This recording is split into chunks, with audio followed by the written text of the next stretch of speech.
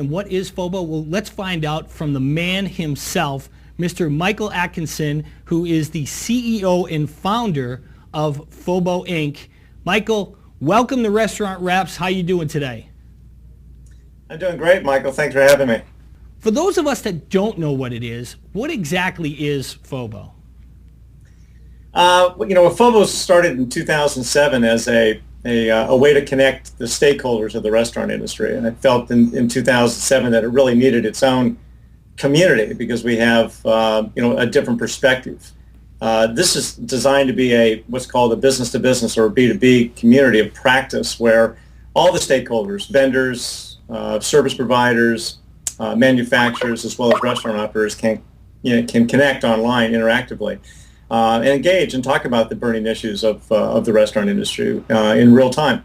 And so from that, we, as an original social media company, we've evolved very quickly to be not only a community, but a social web technology company, very focused on social web analytics for the restaurant industry. But it's not just the restaurant community, it's the restaurant network. We also have a very large wine community. In fact, I think it's still the largest business-to-business wine community in the world, and we also have a growing culinary community. So we're trying to hit all three, I think, legs of the stool, if you will. If you look at the food service industry from a macro perspective, it's restaurants, culinary, and wine. And our goal is to bring all these folks together in an interactive environment that is relevant to the restaurant industry. The content is contextual. Rather than connect and engage on other communities where your friends and family are involved. This is purely a professional community just for the restaurant industry.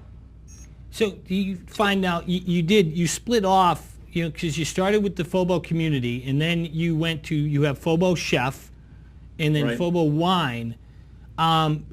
Do you find that you might have split your community a little bit, or are people still engaging in all three aspects? Sure, people are engaged in all three aspects, but it's the whole reason behind a community. It really kind of shrinks the universe. It's like going to a large university. I mean, you join a sorority or a fraternity because it's a little unwieldy.